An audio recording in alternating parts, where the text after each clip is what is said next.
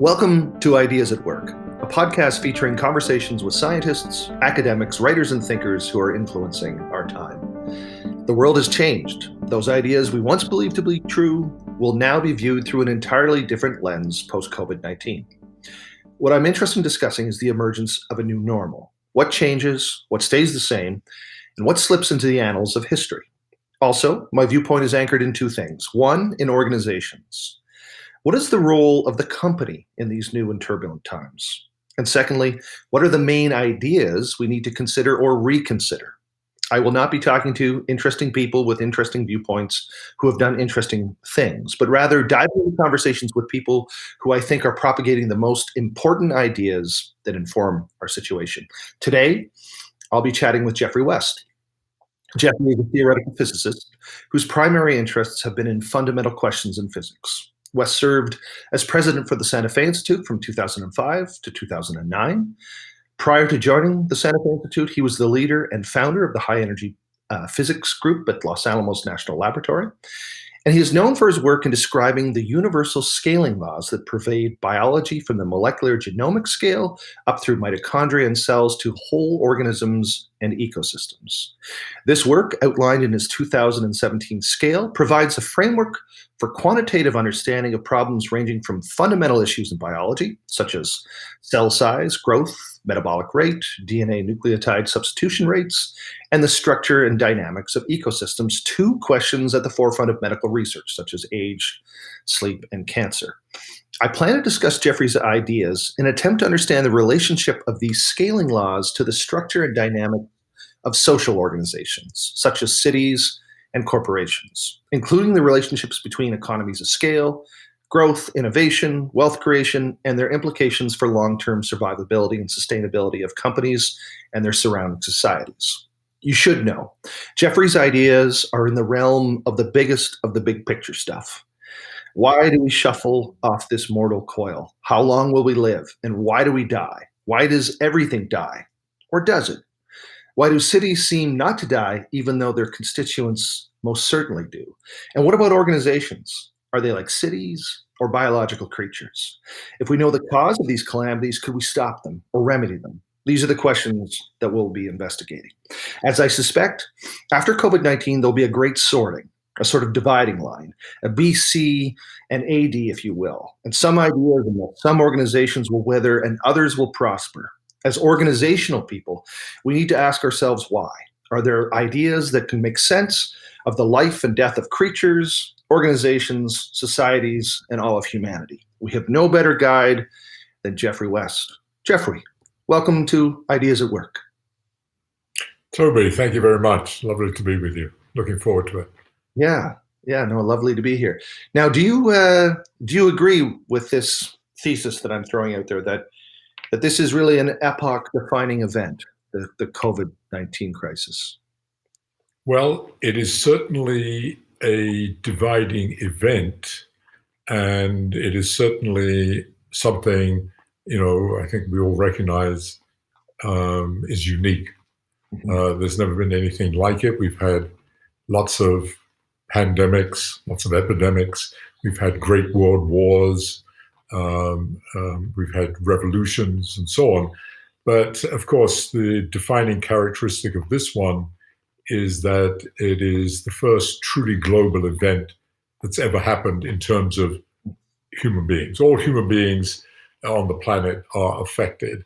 And the only thing that came to my mind that compares to it, and it doesn't, in a way it doesn't, but it's sort of a cousin to it, was the marvelous recognition of Stuart Brand that by just showing a picture that was taken in the 60s by a satellite of the entire planet, right, this kind of famous blue orb, right, that sort of brought us all together, right, in a sense. I mean, that is that every human being recognized that was, so to speak, our mother, and we all were belonging.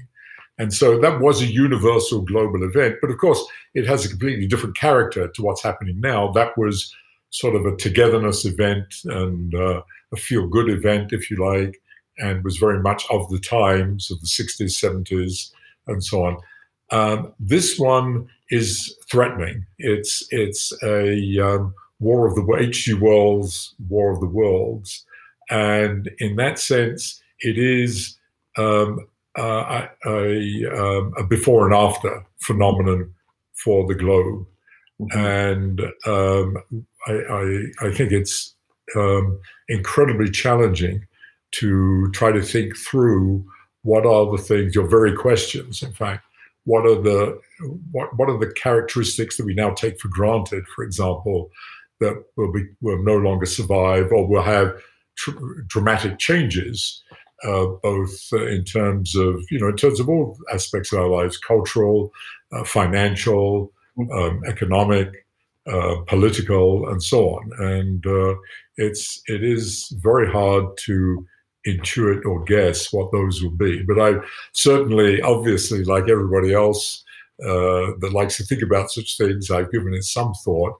But I can't, in terms of your actual question, I think the question is, yes, on the one hand, it is an epoch-changing moment, but qualitatively, because it will be a defining event. On the other hand, how big it will be, its real, long-term effects, kind of quantitatively, is very difficult to assess, as well as what I said earlier. What aspects of society, socioeconomic life, cultural life, are going to change. Mm-hmm. Yeah. So I do, in principle. Okay. I mean, you said, like everyone else, you're thinking about it, but unlike most everyone else, you actually have some, universal laws that may help us guess what's going to predict. So maybe that is a good segue, just for you to give us a sort of potted history of the scaling laws that you have helped articulate. Okay. Yes, because it's certainly true that just to take from what you said, that the kind of work I've been involved in, the scaling laws, which we'll come to in a moment, have built into them, and one of their great attractions is their universality, that meaning that they, not necessarily they're universal in the true sense of that word, but they're universal in the sense that they basically apply to everything to varying degrees. And that's something maybe we can discuss a little bit later. But roughly speaking, a scaling law is something that is conceptually quite simple, because it simply is a response to the question: if you have a system, that could be an animal, it could be an automobile, it could be a company, whatever, it could be your house.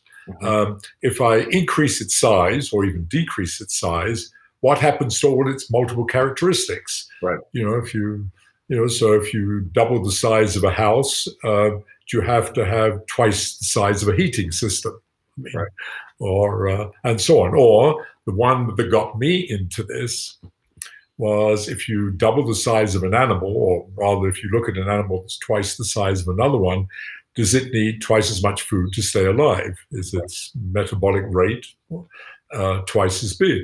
Right. And that was the sort of question. And by the way, it is, I didn't come to this out of nowhere. This, scaling in its various manifestations is integral to science, engineering, and technology, both explicitly, because those questions like that are asked, but also implicitly, because when we derive understanding, built into that understanding is, how does the system scale? How does the system scale up? I mean, everything from, how the expansion of the universe from the Big Bang is a scaling problem. How did the universe scale from something very tiny to the enormous scale it is now? So it sort of pervades everything and becomes a way of thinking. Right. So that was the background, as in terms of the questions to do with systems that are not physical, like biological systems or social systems, organizations. And the thing that had intrigued me for quite a while, actually, was a very famous scaling law that had been uncovered almost 100 years ago for metabolic rate, the very thing we just talked about, namely how much energy does an organism need per day to stay alive. Right. And, at the most naive level, if you didn't think about anything, you'd say, well, obviously, look, if you double the size of an organism, you need it has twice as many cells, so you need twice as much energy because there's twice as many customers out there, so to speak. And what was discovered in the 30s, basically, was that was not the case. It was, in fact, the case something extraordinary evolved, and that was that if you double the size, you don't need twice as much. Very roughly speaking, you only need 75% as much. Yeah. And the scaling law and why it has a universal character is because you can double it from 2 grams to 4 grams, 20 grams to 40 grams, to 20 kilograms to 40 kilograms, and so on. It doesn't matter how you double it. Right. It's always the same 25% savings. Yes. And so there's this extraordinary systematic law that has this 25%, this 1/4 built into it. Right. And the thing that's remarkable about that is not just that you have this funny systematic savings every time you grow, that is, there's an economy of scale. Yeah. But what is really amazing is, or so puzzling rather, maybe, is that, we believe in natural selection. We believe there's a process of evolution. And the sort of version of that we think of on a sort of popular basis is that everything sort of happens randomly. Every organism has its own unique evolutionary history. Everything is historically contingent. It happened from a bunch of accidents. Mm-hmm. The environment that it was in was accidental. It might have changed accidentally. It was the survival of the fittest. All these extraordinary phenomena are going on. Yes. The greatest complexity of complexities. Therefore, you would have thought, if you measured something like metabolic rate, which is the most fundamental of all quantities for sustaining an organism, they would, you plotted them on a graph, on the vertical axis, metabolic rate, on the horizontal axis, the size, the weight of the organism. You would see these points sort of almost randomly across the graph because reflecting the historical contingency. Right. So what you do find, in fact, is the mathematical representation of what I said a moment ago, is they lie on a single line. They all sort of follow this very simple line. Mm-hmm. And if you plot it logarithmically, which means if you plot it by going up by factors of 10 on each axis, it's the simplest possible behavior. It's a straight line. Right. With a slope of 3/4, which is that 75%. And that is sort of mind-blowing. When I don't know if you're tempted. I mean, when I encountered this idea, it was of such like universal simplicity. It's one of these numinous, borderline spiritual observations. Yes. I don't know how you felt when you began to extrapolate this out to more universal things from creatures, but I think we'll talk about that. But did you have a quiver of peering, into the deep and discovering some real fundamental? Well, yeah. I didn't when I first saw it. All I had was awe, but what I did have was, my God, what the hell is going on? This is amazing. Why isn't this one of the first things you learn in biology? And right. Why isn't this considered one of the great paradoxes of biology? Well, it is, and it was. Mm-hmm. But and a lot of work was done on these kinds of phenomena in the 30s and 40s and up, even into the early 50s. But of course, it was totally eclipsed by the molecular revolution. Right. And of course, the discovery of DNA, genes, and so on. And that began to completely dominate biology. And so it moved everything to a highly reductionistic model, rightly so, looking at the fundamental quantities, genes, and seeing everything through a genetic lens. Mm-hmm. And what was lost in that was the big picture, holistic, systemic view that these scaling laws encapsulate. And therefore, what was lost was that despite the extraordinary complexity and diversity of life underneath it, apparently there is an extraordinary simplicity represented by not just this scaling law, and I should add before we move on, that what is even more amazing is that if you look at any physiological quantity or any life history event, meaning, heart rates, the rate of diffusion of oxygen across membranes, how long you live, how many offspring you have, how long you take to grow, the length of your aorta, whatever, and you plot them this way, they all look like those simple straight lines, and each of them has a slope somehow related to this 1/4. Right. So that's the universality that I talked about earlier. And it's extraordinary. It's like numerology almost. It's numerology, and it's like, so, you could, one interpretation of this, of course, I hate to say this, is, of course, well, one thing it looks like is that there's the great engineer in the sky. Right. He's got some simple template, and he's saying, look, we're going to design all the organisms. This is the way you do it. Now, I did not believe that. Yeah. So I don't. But there is actually an explanation that is grounding the math. And so tell us about networks and the relationship between So them. Exactly. So I got very interested in this, and I got interested in it, by the way, my real gateway into this was that I had become, I'd always been actually sort of fascinated by death. I mean, this morbid interest in death, dying, what is it? Why do we die? What is the origin of death? And so on, even as a, young boy, even. And so one of the things I had become interested in was the biology of aging and mortality. And it turns out that lifespan, how long you live, also follows one of these scaling laws. And so that's what got me originally motivated to take a look at this seriously and ask the question, where do these come from? Because if you ask, why is it that something dies, whatever it is, you first have to understand, obviously, what is keeping it alive in the first place? What was the mechanism that kept it alive? In this case, metabolism. And what's going wrong with that? Why, what's happened that it suddenly degrades or continuously degrades and so on? So that's why I started looking at metabolism, came across these scaling laws, and then asked that very question: what are the underlying principles, the mathematical, physical principles, or biological principles that give rise to these scaling laws? Right.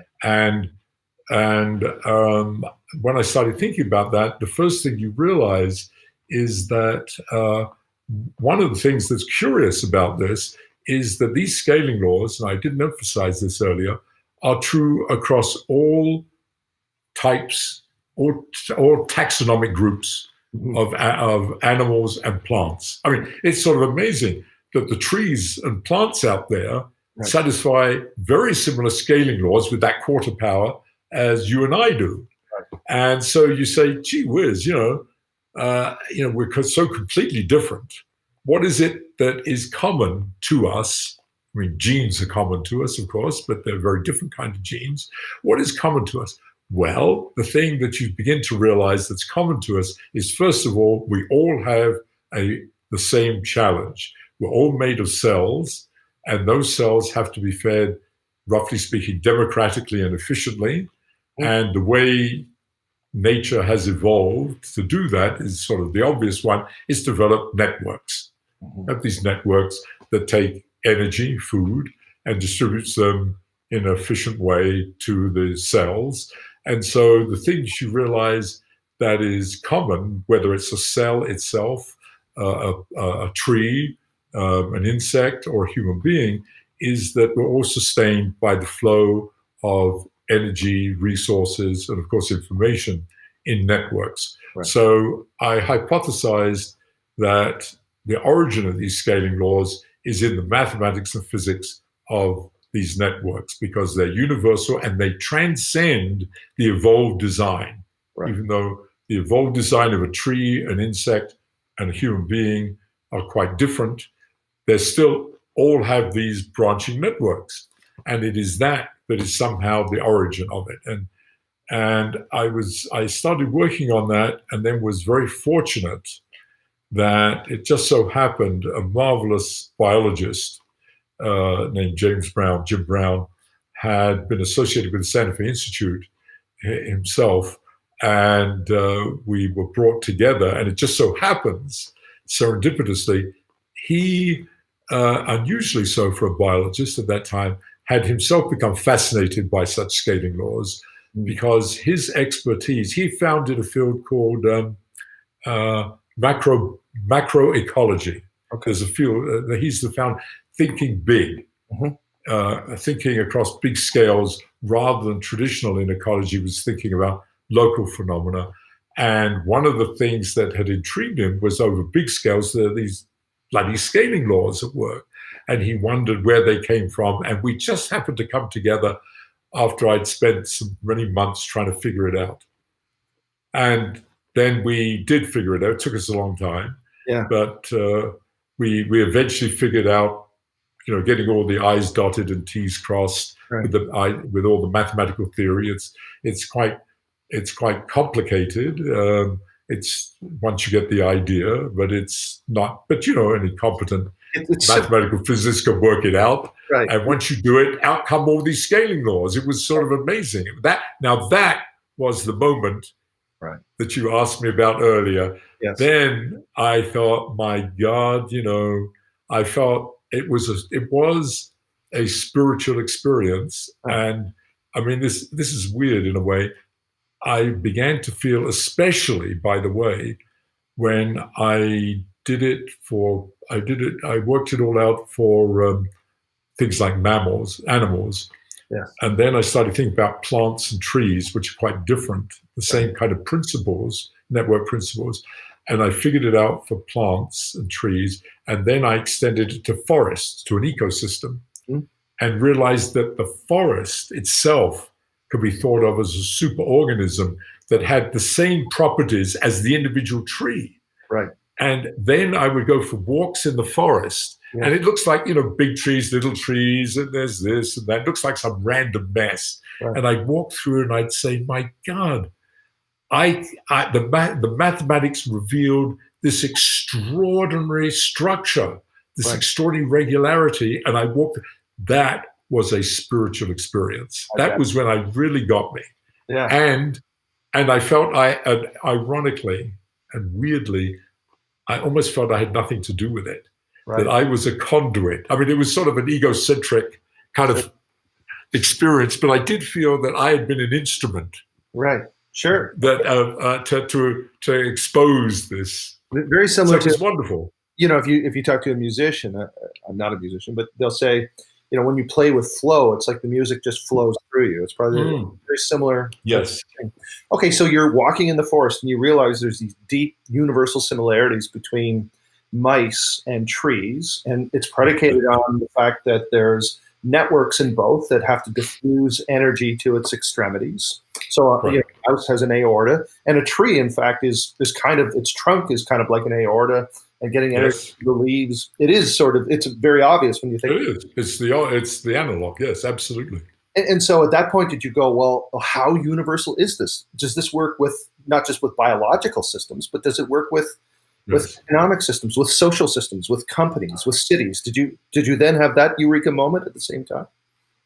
I wouldn't say that's a eureka moment. I did think of that, but I thought I didn't have, when I first started thinking along those lines, I didn't have the confidence or courage, frankly, to move ahead to explore that when I first thought about it. But being at the Santa Fe Institute, I was exposed to, in the same building, to economists and social scientists and so on. And that year, when I was thinking about such things, there was a anthropologist named Sander van der Leeuw and an economist named David Lane, who were there visiting, both senior people. And they became very intrigued by my work. Right. And we started talking and about, this is fantastic. You should apply this to social organizations. And I said, yes, I've been thinking, but it's hopeless. I think it's not going to. They said, no, I'm sure, we can try to put something together and so on. So to cut a long story short, that formed a collaboration, which began first. Actually, we wrote a proposal. They were both European based. Mm-hmm. David was in Italy and Sander was in Paris. And we got a grant, a very generous grant from the European Union. And the work started. But the major thrust when we write it, at least I was writing my part of the proposal, was companies. Right. Was that we would work on companies and try to understand companies or corporations as from this, inspired by the biology. Right. And by the way, let me back off slightly. Right. Slight tangential remark. Much earlier than that, there was on the SFI Board of Trustees a man named Dick Foster. A few years earlier, he had left by this time. Dick was a big shot, the sort of the analog to CEO of McKinsey. Right. And he was his expertise mostly ended up being in healthcare, but he wrote a very good book actually on companies. But he approached me one time on a visit to Santa Fe. He said, "I've got to have breakfast with you," and he said to me, "Jeff, you should really apply all this work to companies." He said, and he said to me something I've never forgotten. He says, there's probably 50 books a year people write on companies. People like me write them, and the CEO of various companies write them when they retire, and they tell you exactly how a company should be run and all the rest. And he said, let me tell you, it's all bullshit, because no one really understands. He said, I can tell you from all the work we do at McKinsey. And he said, you have given me this idea that maybe we can actually turn it into a science. Right. And I said, great. So he offered to support some of it. And I backed off because I said, I don't know anything. I'm still in the middle of all the biology. I don't know enough, and so on and so forth. But he had inspired me to keep it always in the back of my mind. So when the social scientists approached me and we had this proposal, it became natural to think about companies as the beginning of this enterprise. Mm. And I wrote that proposal, but I don't think it was before the proposal was funded or afterwards. I've forgotten. I was totally naive. I put together a small group of younger people to work with me, and but I quickly discovered something that I don't know why, in my naivety, I'd taken for granted. In biology, one of the great things was there was all this data and it was out there and you could get it. In fact, it was either on the web or it was in books. People had written books and you could get all this. And I sort of assumed that there was some analog to that. If I wanted to find out everything about Shopify, I just Google and it tells me everything, the whole thing. And it tells me all about every Canadian company and every, just like you can get all the data on animals and plants and so on. Well, I discovered, to my chagrin, no, of course you can't. First of all, most of it is proprietary. Of our secrets, Geoffrey, we're more secret. Yeah, you're full of secrets, you guys. Well, there's obviously proprietary for good reason, and but I also discovered that you could get some of it. There was a data set put together that you could get some that comes out of tax codes and so on. And in fact, in principle, it's supposed to be open. You're supposed to be able to get it. But I discovered that in actuality, in the US, I'm just talking about the US for the moment, you couldn't get it. I mean, the way you got this data was you had to go to Washington and they put you inside a closed room and you can download bits and pieces. But you can get it. Companies have done it, but it costs some what seemed to be. We didn't have the money. We weren't funded. We didn't have the money, and it went on the back burner. So that's what got me to work on cities, because I said, okay, let's wait until we've done something. We'll then apply for money to get this data, and then we'll start thinking about it. Cities, it was obvious there was data. I thought cities are so boring, but let's work on it anyway because we'll learn how to do it. And I was proven totally wrong, because cities turned out to be one of the most fascinating things I worked on.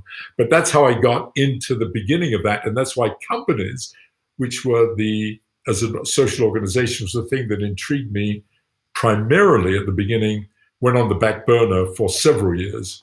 And so tell us, one, I think you and I have had this conversation. I don't know if it was you who came up with this, but this idea that the city may be the most ingenious human invention, or at least the most powerful. Do you agree with that? Oh, yes, absolutely. I often say, and I'm not unique in this, that, the city is the greatest machine invented by mankind.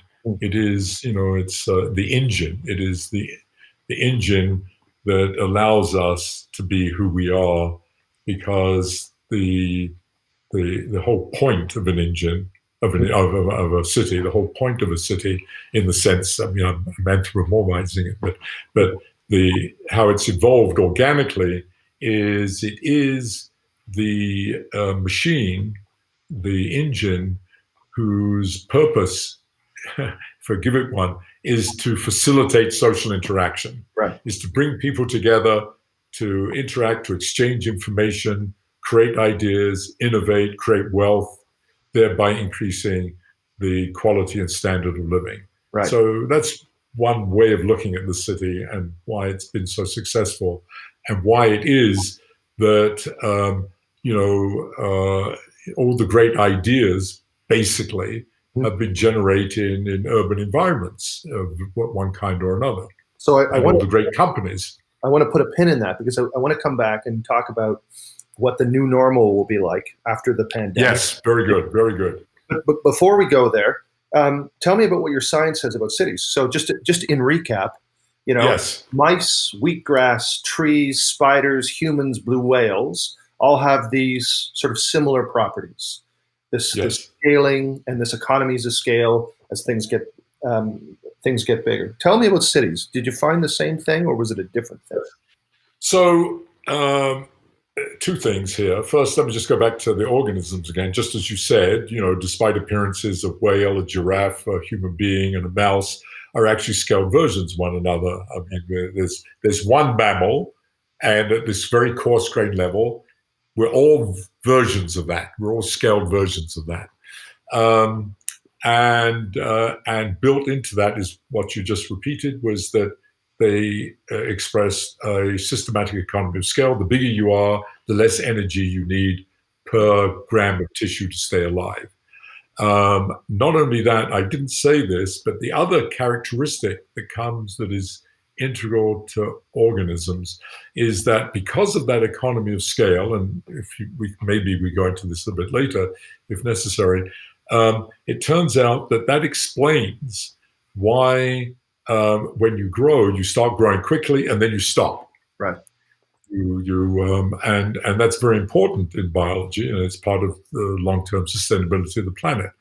But that stopping of growth, that cessation of growth, is intimately related to economy of scale through the mathematics, and we can come back to that if necessary.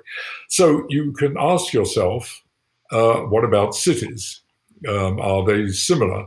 And I'm embarrassed to admit this, but I wrote in that original proposal that cities would be just like organisms, roughly, sure. Which was wrong. Right. Turns out it's wrong. It's partially right, but it's wrong. But the partial right is that if you look at, if you ask a person, about what a city is, right. the usual response is, well, it's the place that got buildings and roads and gas lines and all the rest. It's, you usually think of a city in terms of its physicality. Mhm. Eiffel Tower, the skyscrapers of New York, and so on. Right. And it is true that if you only think of the city in terms of its infrastructure, its physicality, then it is like us. It's incredibly like us. Mhm. It has similar scaling laws, the same kind of thing that if you double the size, you get an economy of scale. The only difference is that instead of having a 25% savings with sort of every approximate doubling, you get only a 15%. Yeah. But you still get that same systematic behavior for all the physical characteristics of the city, the length of roads, length of electrical lines, the number of gas stations, blah, blah, blah. All of that looks like, and of course, it's from this viewpoint, from this paradigm, that is all a reflection of the fact that a city, in terms of physicality, is a physical network. Obviously, we travel them every day, Right. and we deliver all our resources via networks. So Right. in that sense, it's not surprising. So that's nice, and the mathematics sort of reflects that. However, sorry, please. I just want to make sure that everybody's following where you're going here. So, like, you take a city of 100,000 people, Yes. and a city that's larger, let's say a million, is essentially more efficient. It's more efficient in Correct. its road superstructure. It will require less gas stations. What else? Correct. Like, because there's other things too that all infrastructure is less per capita So by about 15%. Every time you double, you save about 15%. Right. So collectively, the bigger the city, the better in that sense. And so back to the analog with biological creatures, it's more efficient to distribute that energy to the periphery. Absolutely. I mean, I forget the numbers. For example, one way of describing this, let's go to biology for the moment. If you took the biomass of an elephant, and you made it into whatever it is, 100,000 mice to add up to that weight, they would use, I forget the numbers, but 100 times more energy. They'd have to eat 100 times more food a day. I'm making up those numbers. I don't have them at my fingertips. But it's and so it is with cities. Yeah, so that's directionally correct. So a Santa Fe, whatever size it is, 50,000, 100,000, is a less efficient place than a Cleveland, which in turn is a less efficient than in New York City. And so from an energy consumption, let's say, for example, you're an environmentalist. What you would gather from your research is that it's more environmentally, from an energy consumption perspective. Correct. It's better to live in New York than it is in a small town. That's correct. Yeah. Yeah. The greenest city in North America is New York City. Right. And I live in one of the less green cities, even though. So this is not passing any judgment. No. About whether living in big cities is, living in little nice, cute little towns is better or worse. There's no judgment here. It's just simply, it is true. You use more energy. You have to use more energy to make the infrastructure and so on. So that's the counterintuitive part. But you also discovered something else. There's more of some stuff in cities too. Why don't you talk about that? So that was the part that I had right before all this, that the city in that sense is quite analogous to biology. But in what I think of and what one should think of as the truly essential part of a city, namely its people, and therefore its socioeconomic activity, because the only point of having a city is socioeconomic activity. That's my phone. I'm sorry, it's a landline. Sorry. Is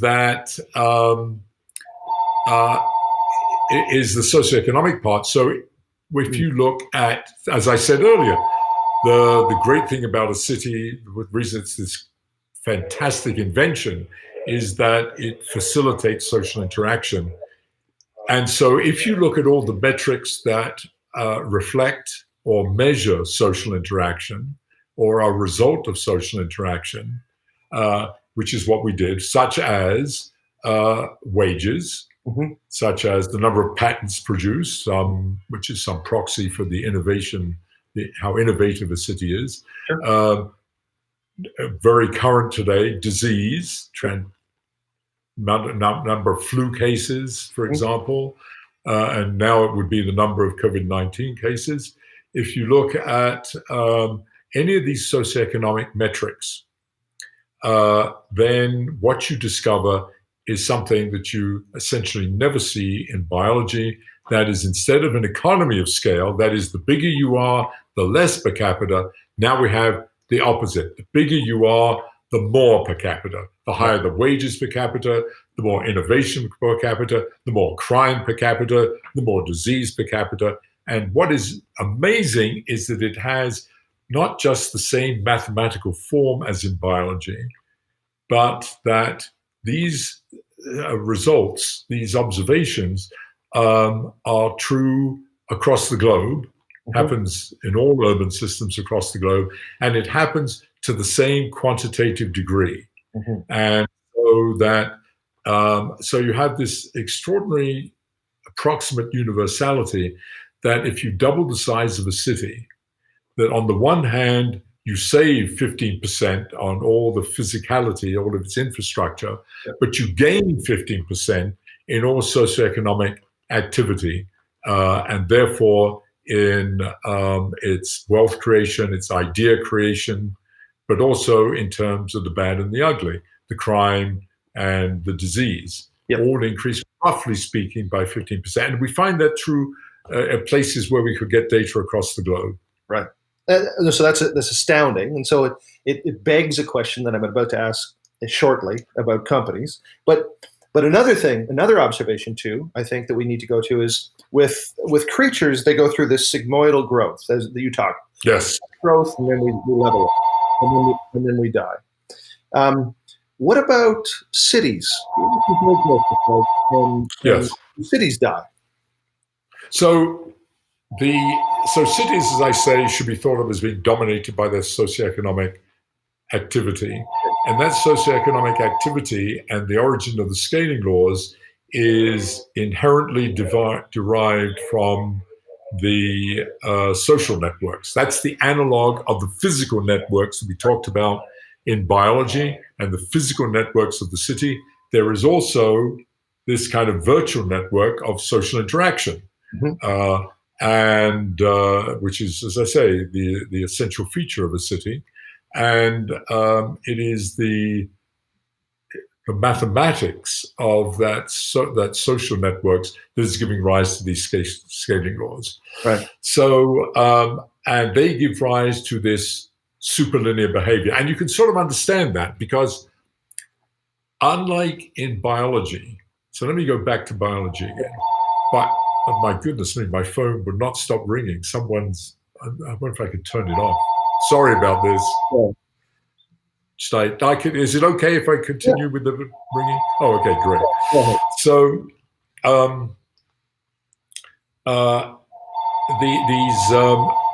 these networks, I didn't say very much about these networks. They're the obvious ones: circulatory systems and respiratory systems and renal systems and so on. But the part of the mathematics is of the infinite possibilities that the network structure could be. Right. One of its characteristics is that it optimizes something, and in biology, it optimizes in the sense that it minimizes the amount of energy. For example, for us, our hearts have to pump blood throughout the body to feed the cells. And that's one of the things that you have to put into mathematics to get these results, to get the quarter powers. Similarly, presumably, there are optimizations going on in a city. I mean, it may be that the transportation system, if you just average over space and time, has evolved for people to try to get from A to B as quickly as possible. Mhm. That's roughly. I mean, and indeed, when you do try to get from A to B, you don't take some arbitrary road like this. You try to get, you know the efficient routes, and you Right. know the efficient routes on the buses, the trains, and so on. So, there are these optimizations going on, and in social networks, Mhm. one of the things that is being optimized, and because it's the very nature of social networks, is positive feedback, Right. which is continually enhancing. So Mhm. we have a group, A talks to B, B talks to C, C talks to D, D talks back to A, and we interact and we build on things. Now, most of those conversations go nowhere, or they are, they're about the football team, or they're about, some of the news in today. But occasionally, those conversations, which are facilitated by the physical network of the city, the urban bringing people together, Mhm. those eventually end up producing a theory of relativity, or quantum mechanics, Right. or a Microsoft, or a Shopify. Mhm. That's the engine that is doing that, but it's from this positive feedback. And the city is in some ways optimizing Right. this social interaction. And so as a another thing that maybe is coming out, that it optimizes, the need for more. I mean, that seems to be built in, that we want more. Each person sort of wants higher wages, wants more cars, I'm not saying that is, but that's, there is this sense of optimization that is going on. And so that leads to superlinear behavior, meaning the more people you bring together, this is the point, the more you bring together, the more those interactions are taking place, the more ideas are created, the more wealth is created. And that means the bigger you are, the more you get per capita. Right. And that's superlinear behavior.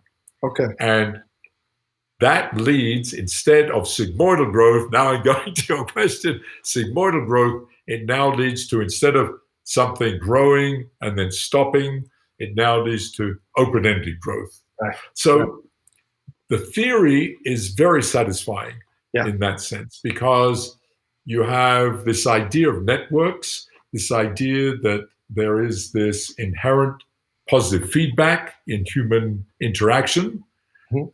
Positive feedback leads to superlinear scaling, and superlinear scaling leads to open-ended growth. And we see both superlinear scaling and open-ended growth in the economy and in cities. And you've made the point that it's, even historically, look at cities, it's very difficult to kill one. Yes. So that's the other thing. The other thing we haven't talked about, but which actually got me into this, is that going along with this economy of scale, sigmoidal growth, meaning stops, and it goes. So put it slightly differently.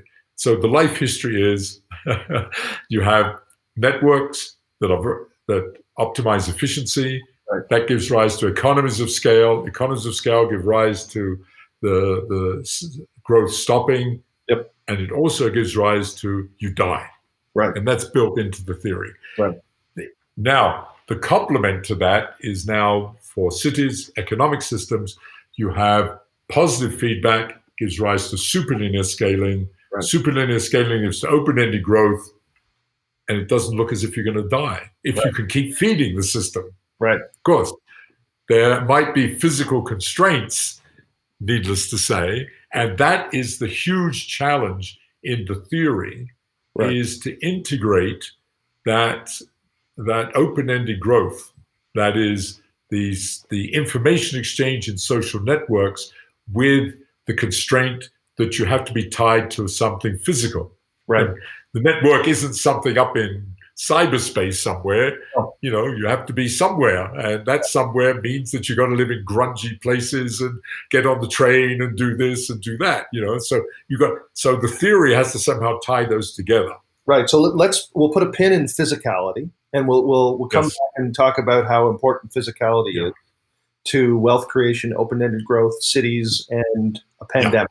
But before we do that, let's go to companies, because if we're humans or giraffes, we grow, exhibit economies of scale, and then we die. If we are cities, we see this superlinear growth, this perpetual, potentially, wealth creation, and we do not die. As a corporate citizen, boy, I hope we're a city. So Yeah, of course. yeah. So tell me why, when we look at the data, that doesn't seem to be the case for most companies. No. So that was interesting because it surprised me again. I had not anticipated it. I just thought that companies, I knew very little about companies when I started this. I thought they would sort of mimic cities. They'd be some version of cities since they're social organizations. And when we looked at the data, we discovered no, actually, they're more like organisms, if anything. Right. I mean, they have their own characteristics, but they do exhibit scaling.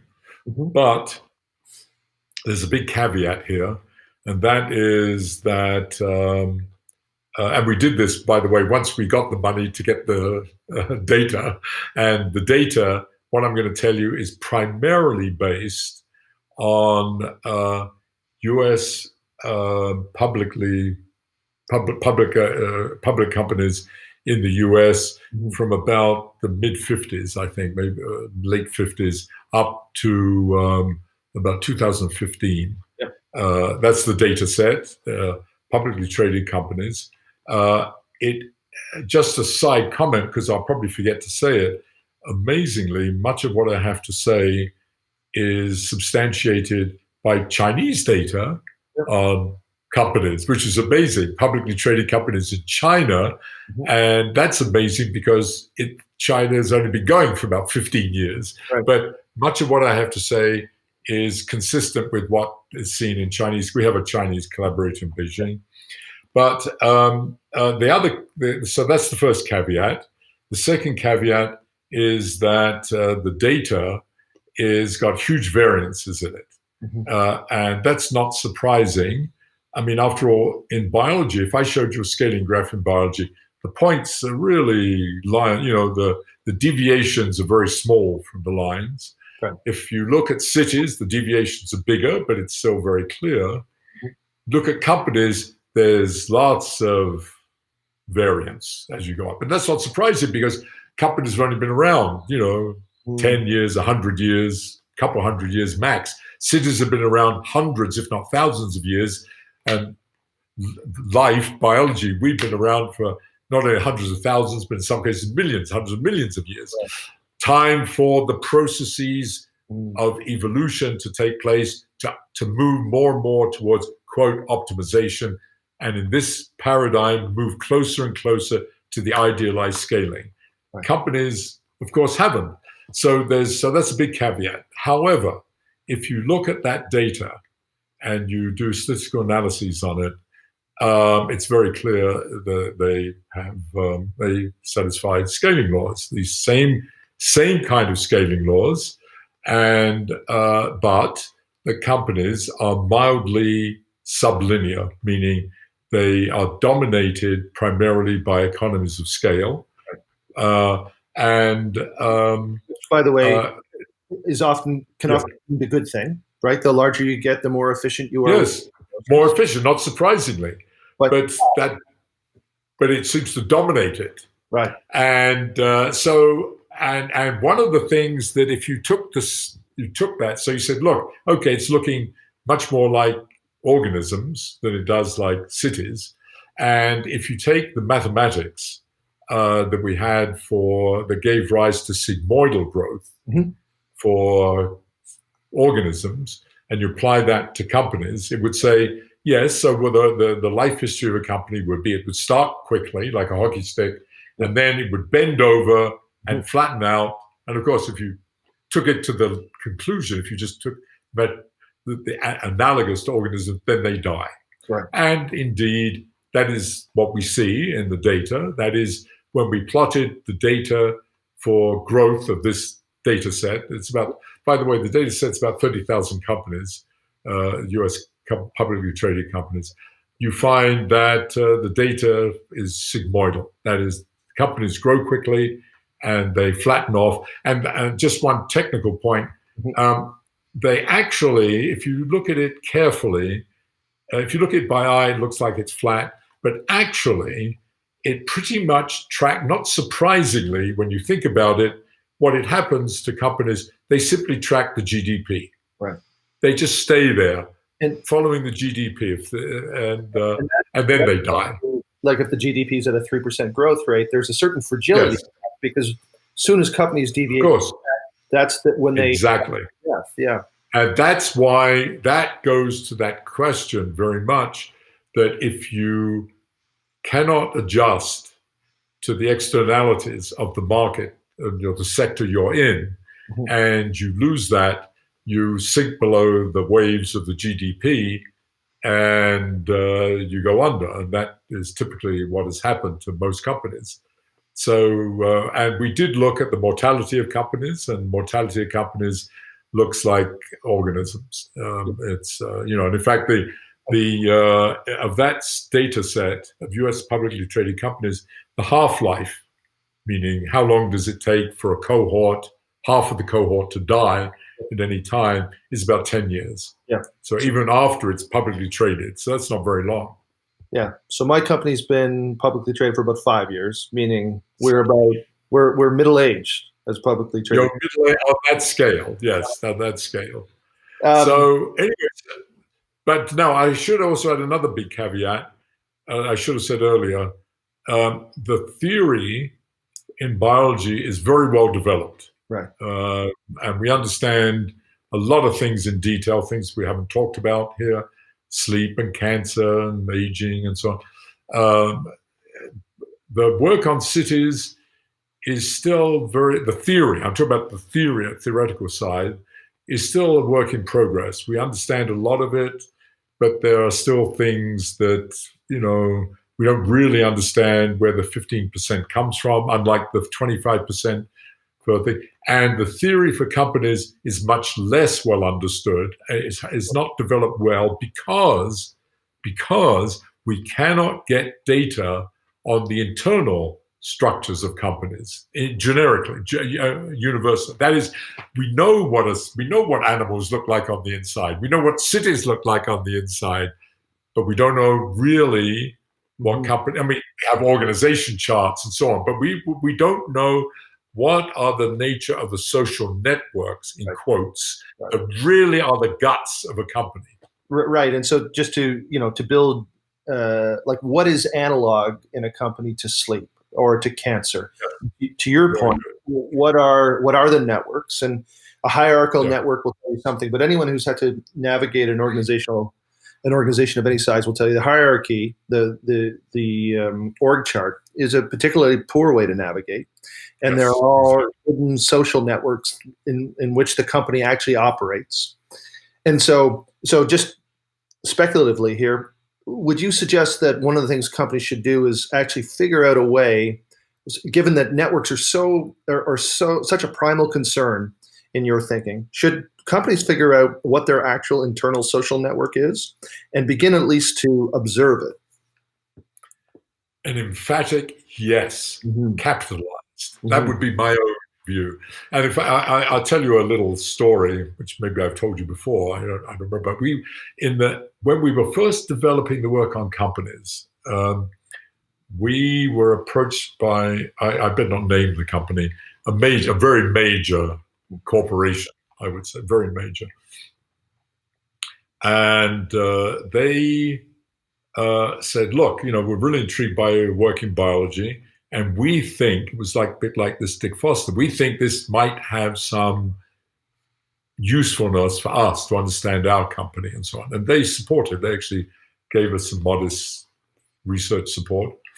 And we sort of started started trying to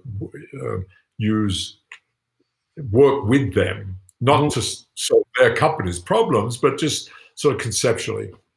And at some stage early on, I said, listen, one of the things we desperately need is not, they gave us a lot of data on the history of the company, which was very useful, but because it was going to be a kind of case study. But I said, one of the things that's fundamental to this is obviously these networks. And I said, so it would be marvelous if we could get the structure of the company.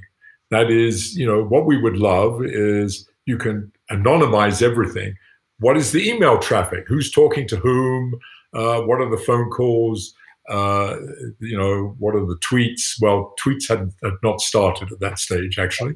But, what are the various interactions so that we can put together the network and really see how the company works? And they said, oh boy, never thought of that kind of thing. That was the first thing. And they said, okay, let's see, maybe we can do something. Well, we didn't hear anything. And then they got back to us very quickly after that, after we pushed them. And they said, well, we can't do that. The lawyers won't let us, of course. Mm-hmm. And we said, look, it makes, we're going to completely anonymous. You don't know anything. And they said, well, look, if you publish this, our rivals, our competitors will figure out who we are and how we and so on. That was the first thing. And then this went on for about a year. Just that comment, though, is a deep misunderstanding about the universality of your, of course, right? Of course. How they're working efficiently is how probably most people will be working efficiently. No, that's the point. You got it exactly. And we said this to them. I said, so then it must have it took forever, this pushing them hard. Then they said, I got an email one day, we're going to send you the network. Mm-hmm. So we waited, and a few weeks later we got it. Mm-hmm. You know what it was? It was the org chart. Right. And I said, you must be kidding. I said, not only is this, we've already said this is sort of semi-useless, and not only that, I could have Googled on the web, got your bloody org chart. I didn't need to wait a year. Anyway, it was very telling. And we've had several other experiences analogous to that. But given what we have learned in both in organisms and cities, and what we've learned about companies, mm-hmm. in order to really, first of all, just understand them from an academic viewpoint, we need that. Mm-hmm. But then turning it inside out and saying, if I were running a company and I wanted to understand something about it, by God, I need to know who's talking to who, where the information is going, who are the nodes in the network, who are these crucial elements, what if I took this out, what happens? Mm-hmm. It's so powerful potentially. Before I think I met you, I don't know if I have told you this, we did a very rudimentary network analysis by asking questions of who talked to whom. There's better ways of doing it technically, especially these days when everyone's on Slack or email. You can track these. Yeah. Of course, the lawyers always will have problems with it. But we discovered something that won't be surprising to you at all, which was there was this department, and the sort of lodestar, the key node in the network of that department was someone who left the department a year ago. But all of the edges in terms of who they actually talked to touched on this node, right? So the org chart actually not only was wrong, it was dangerously wrong about who had the power and the influence in that department. Yeah, so. Exactly. No, that's the kind of thing we were thinking of, and it's the interesting thing about a company, I think, and talking to some others that run companies, is that of course a good leader intuitively sort of knows some of those things, right? I'm sure but it's one thing intuitively knowing it, and of course some people are brilliant with their intuition and it works brilliantly, but in general it's really good to be able to quantify it, to know it, sure. And to have it substantiated. And not only that, it's not unlikely, there's no guarantees, it's not unlikely little surprises will be revealed by such an analysis. Absolutely. I'll tell you an example that surprised me. So in cities, we have the same problem. Who's talking? What actually are the networks? Mm-hmm. And the great, sociologists have spent years trying to figure this out. And how do they do it? They go around, and traditionally, they used to go around with surveys, and you ask people to fill them in. How often do you meet with X, and who do you talk to, and how often do you go to the store, and all these kinds of things. Well, that's so limited. It's so time consuming and so on. And you can only do it for a few places. Right. Along comes, of course, the cell phone and the smartphone. Right. And suddenly you have a detector that tells you where everybody is and who's talking to whom and so on. Right. So one of the things that I really enjoyed was teaming up with some people at MIT who had access to the big data sets. Right. And to cut a long story short, we analyzed all these big data sets of mobile phone interactions and determined sort of the network structure. But one of the wonderful things that substantiated was that if you go back to the theory that this superlinearity, this 15% sort of value added with a doubling, and the theory is that comes from the increase of 15% every time you've done. That would be the hypothesis. And the cell phone data substantiated that almost precisely. It was very satisfying. But now, but it revealed something. Just to make sure I'm following you, your theory should predict that if you're a New York cell phone user, you should talk to more people than if you're a Santa Fe cell phone user. Is that correct? Yeah. Much more. They do. And that was very satisfied by what was predicted by the theory. So that was very satisfying. But here's something. Going to your this point that it reveals something that you didn't suspect. Right. So we had this data and we looked at the network. We could also ask questions like, how many of your friends that you're taught of this network, your network, are talking to each other? Right. So that's sort of part of your group. Right. And the theory doesn't predict what that should be. Right. It doesn't directly command. But I thought, well, it's obviously going to be the same. It also will increase by 15%. No, it doesn't. It stays the same. So that your sort of modular grouping is the same whether you're in a small town or village or you're in New York or Toronto or somewhere. And that's what the data said. So it's almost as if you go to a big city, you of course increase your contact and your social interactions. But in terms of the people that stay connected with each other in a group situation, in terms of, the analog to the family, that number is the same as it is in the village. You keep that village characteristic part of you, which is almost in our DNA. Mm-hmm. Right.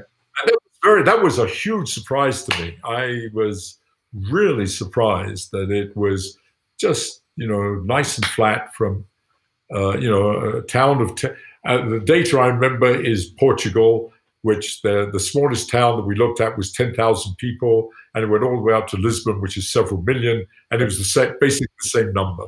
And what was that number? Do you remember? Is it in the? Well, I don't remember. The thing I do remember, no, I'm afraid I don't remember the number. Because I don't remember. But the thing I do remember, it was bigger in Portugal than it was in England. Not surprisingly, because the English don't talk to one another very much, and the Portuguese are much more voluble with each other. I mean, I spoke last week to David Sloan Wilson, and we were talking about and tribes and the Dunbar number and some of these constraints to be universal on group size. So that doesn't.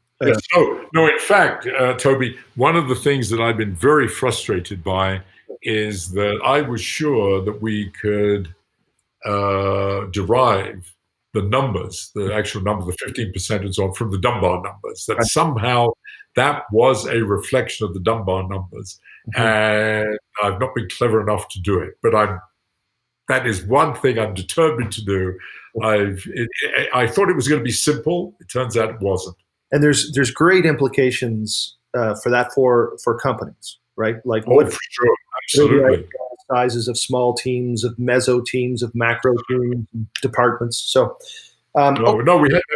By the way, just a side comment on that. It's very important for the Santa Fe Institute because we have one of the things we realized was that we've often in the past, when times were more plentiful, thought about it's various people of pressure to say, well, why don't we double in size? Let's build another building, double in size, blah blah blah. And of course, there's been pushback from many of us saying, well, we'll destroy the very character of it and so on. But one of the things that became very apparent was that actually we operate at a Dunbar number of about, 45 to 50 is about the maximum that you ever want to have around. Right. And often much better to have something like 15 and so on.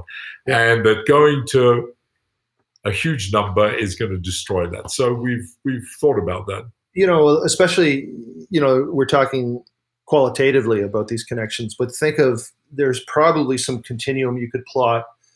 Quantitatively, there's probably some continuum you could plot the qualitative conversations. So for example, having strolled the halls of the Santa Fe Institute, I've noticed like there's relatively complex conversations, meaning there probably needs to be fewer of those to have larger impact, right? So Absolutely. So your numbers probably have a tendency to go smaller. But okay, so so we've got a pretty good understanding of your science right now. And so let's apply it to this post-COVID new normal. Yes. Yes. We have this sense of the city is this engine of creativity and an engine of wealth, but it's also a cauldron of disease. We know those two things to be true, and we think they're true because of some inherent physicality of how networks manifest in cities. So. Yeah.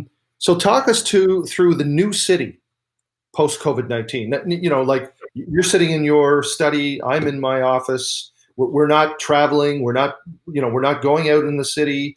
No one's going to an office. The streets are bare.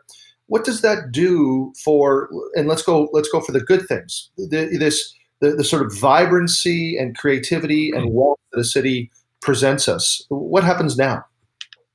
Well, if it really stays like this, mm-hmm. and we do not have this, right? Let's come to that in a minute. So had this been, probably even 25 years ago, maybe even 10 years ago, I don't know, but certainly 100 years ago, and we had to do this and do it for a very long period, of course it dies, and the city would die. The lifeblood of a city is people talking to people, interacting with other people, exchanging information. And indeed, it's there's something, ironic about the fact that the very process that gives rise to the greatness of a city or to the success of a city, the product of a city, whether it's culture, business, finance, whatever, is the very thing that gives rise to the disease. Sure. So, and that's why, so it's the same, and just mathematically, just let me just say, it's the same equations. It's the interaction between people.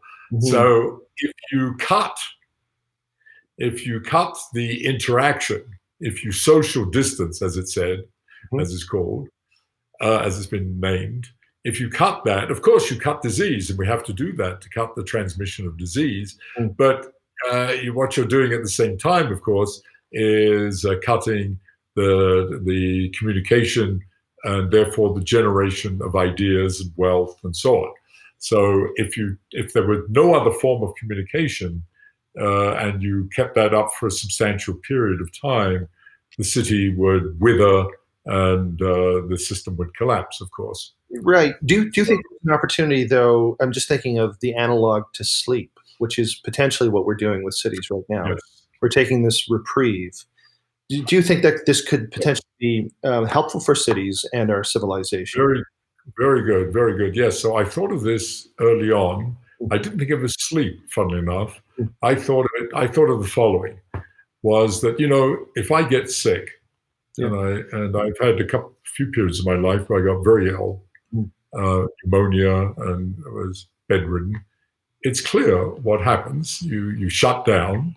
You shut down the system, and you go to bed, and you do as much palliative care as possible, and built into that going to bed and shutting down is that you have enough resources and resilience to last whatever it takes to repair the damage or to combat the infection, and we just take that for granted. I mean, that's integral to the way our healthcare systems have evolved to varying degrees, of course. But just to reemphasize that, built into it is that we have enough capacity that has been stored both in our own bodies, but also in whatever the support system is, in a kind of basal state rather than the normal active state, so I can last the few days, the week, maybe up to a month in some cases. And I thought about that at the beginning of this, and I thought, boy, I wish we could think of it that way. That and the question is, and we have the resources. Actually, obviously, we have the resources to go for several weeks, maybe several months at this kind of basal level. If we actually thought about it that way, right, rather than the totally ad hoc way we do it, especially, in this country, in the United States, it's been just awful the way it's been dealt with. It could easily. But if you plan, sorry, go ahead. I'm saying, but go ahead, Toby. Go ahead. It could easily be presented as the pause that refreshes, right? There are so many different analogies to hibernation or sleep or to. Of course, all of these sleep. It could be any of these that does refresh and use it. But society, unlike at the individual level, where it's part of our life, we plan. Hopefully, it's not going to happen to us. We plan for how to deal with getting sick or ill or breaking a leg. That you're going to shut it down for a while, and we know that's built into the system. And I know that when that happens, the first day that happens, and I have to go to bed, I also now take it for granted that David Krakow, my boss, isn't going to call up and say, Geoffrey, you're not at the Institute, you're fired, finished, and or whatever, and my body doesn't immediately shut down. The system has things in place that keep the system going, knowing that it's going to refresh and so on. And by the way, it's interesting you say refresh. I've been sick a few times, quite sick, but I've come back eventually and done some of my best work. Right. That period of anyway. We need a civilizational notion of a fallow time. Yes, absolutely, and that's sorely missing, and it's getting worse. So, in that sense, it's been very disconcerting that we, especially in the United States, is one of the worst cases of not sort of having this metaphor in mind, whether it's illness or sleep and a downtime.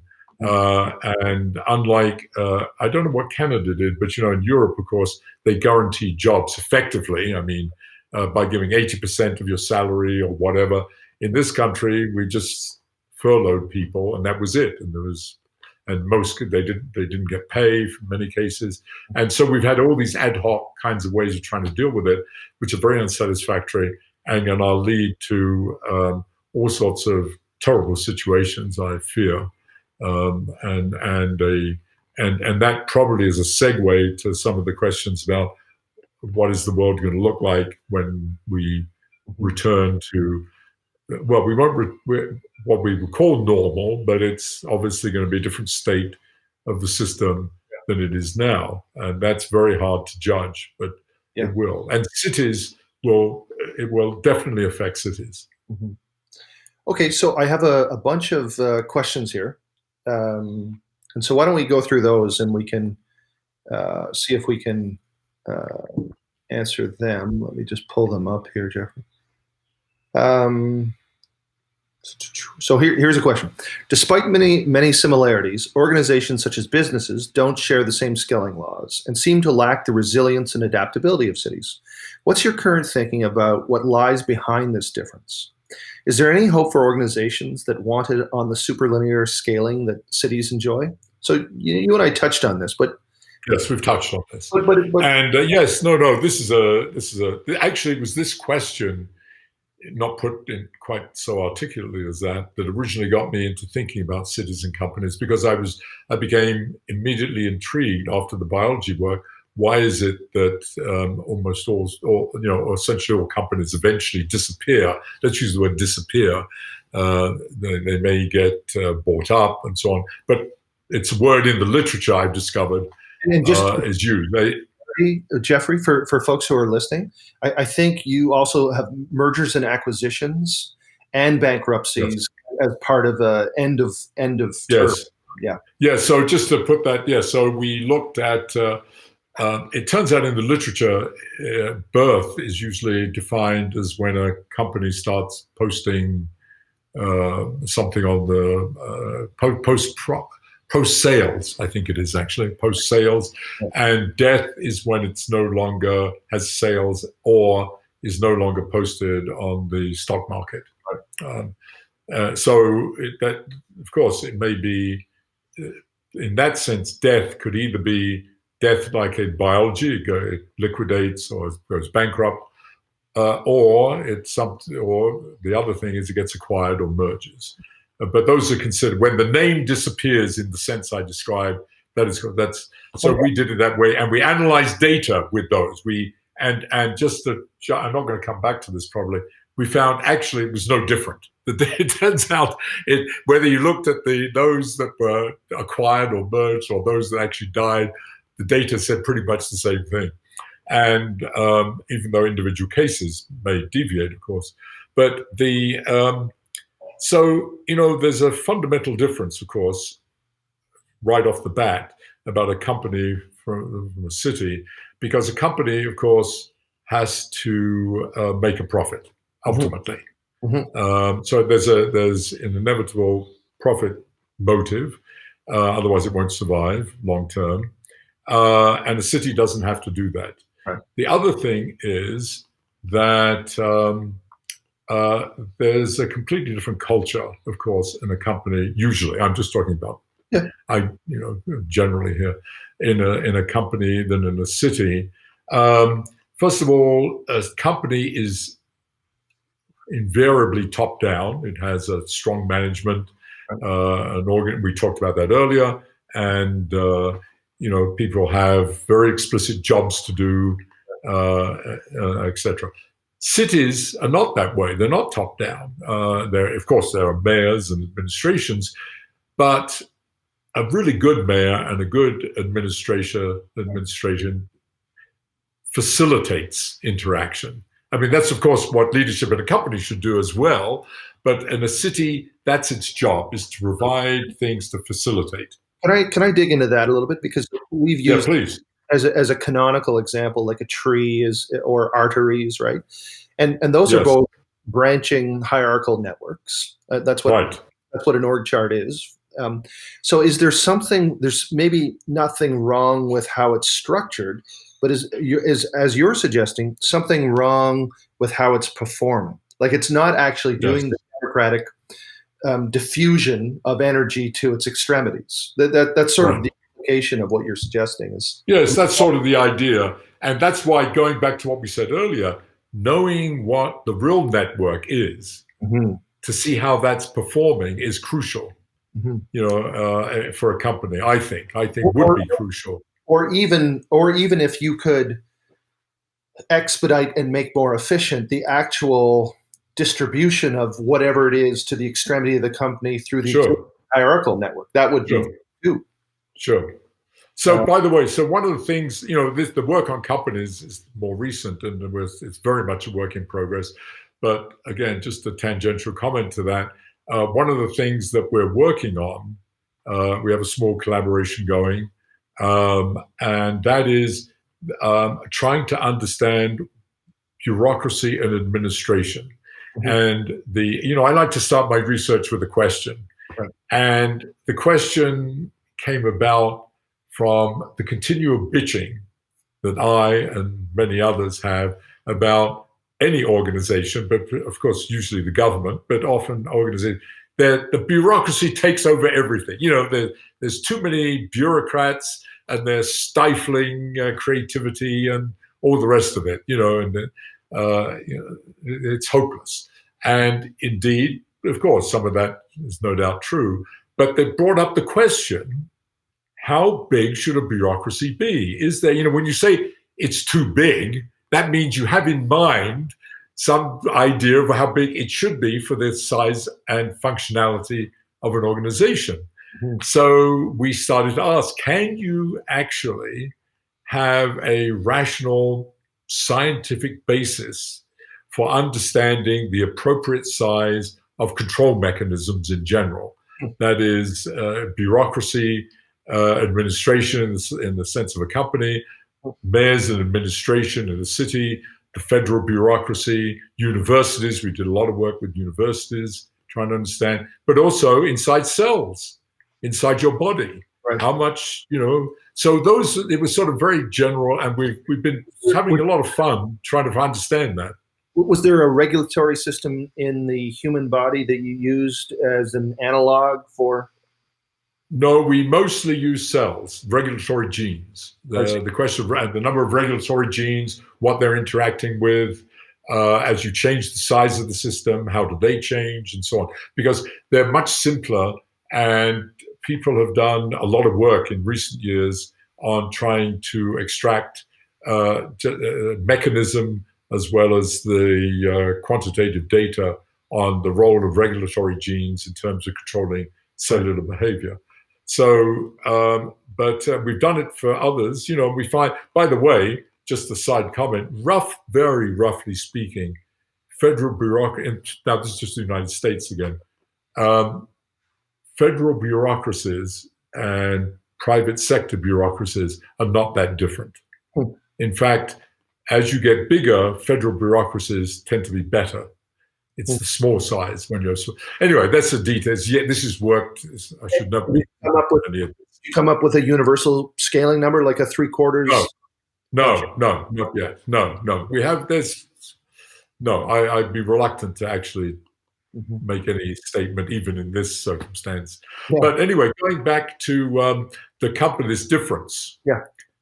The other thing that is very different about that follows from this, the different, they're categorically different kinds of organizations, social organizations, is that, in a company, and I'm going to, again, just paint a idealized picture.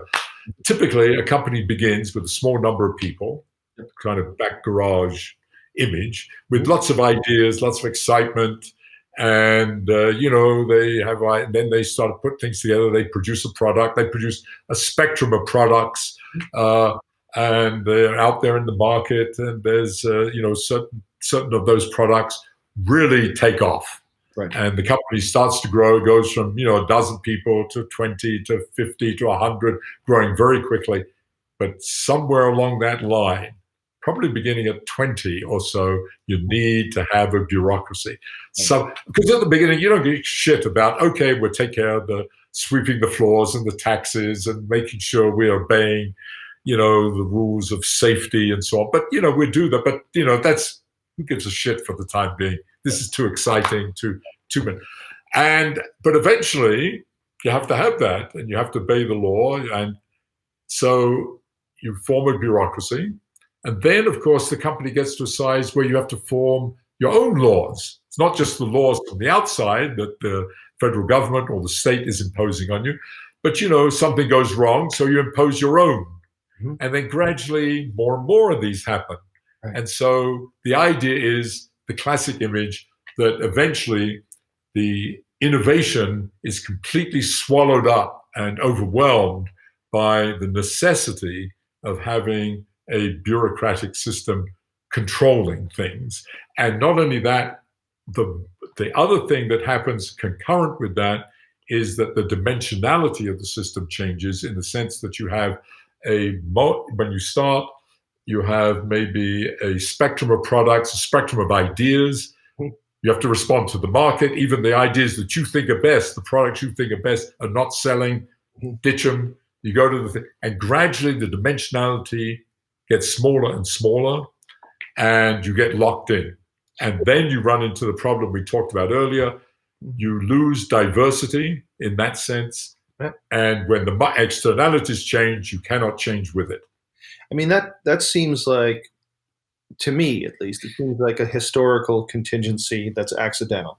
The fact that you've observed that in most places, that doesn't seem to be a lock solid law. And the reason I say that is because No, as companies get bigger, I you should be able to have a more flourishing pointy end of the stick. You should have more ideas. You should have absolutely, more. absolutely. That which is what cities do. Right. I mean, that's what cities do. The bigger they are, the more ideas, the more. And a company needs to, in answer to that question, if you want to get more superlinear, meaning coming more like a city, you need then to have some aspect of the company which is more city-like in the sense that it encourages a sort of wild atmosphere of thinkers and so on. So the classic example in the United States, and I think it was much more general than that, was in the Ford Motor Company had a great research and development lab, was doing basic research and so on, and allowed ideas to flourish. And of course, the greatest of them all was Bell Labs, Right. which was just extraordinary. And of course, when things get tough, one of the first things such organizations do is say, look, we're in tough times. These are not productive. We have real problems in the next 12 months, 2 years. We're going to contract our research, especially our basic research. That's kind of 5, 10, 20 years. We get rid of them, and we'll build it up afterwards. And of course, typically that never happens. And those companies become eventually moribund. So let's which happened to them. Yeah, no, you're right, and that is typical. Let's attack that idea for a second, because there's something you said right at the beginning that I wanted to unpack, and I didn't get this opportunity, and it touches on complexity itself. And this was this scaling law was known in biology from the 30s, and then of course along came Watson and Crick, the DNA, and a rush to reductionism in biology for really good reasons, because we learned tons, and it was fantastic. Yeah, absolutely. But we lost a sense of the holistic understanding of the whole. And one of the things that we see repeated in the 20th century is this rush to reductionism and this ignorance of complexity and holistic understanding of the whole. And that, in fact, the history of the Santa Fe Institute is to try to bring back some of that broader thinking.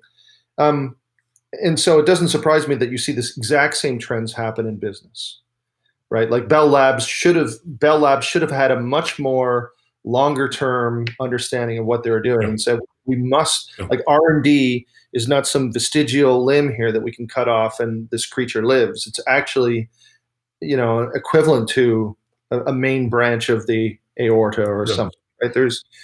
So maybe talk about, maybe if you don't mind, this is probably where we should have started. Like, complexity, it seems like in my conversations with folks at the Santa Fe Institute, no one really wants to define complexity.